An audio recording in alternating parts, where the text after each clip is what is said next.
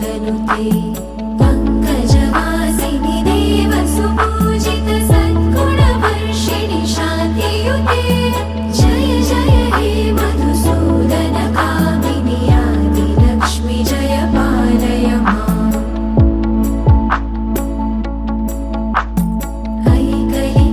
ऐकलिकल्मषनाशिनि कामिनि वैदिकरूपिणि वेदमये क्षीरसमुद्भव मङ्गलरूपिणि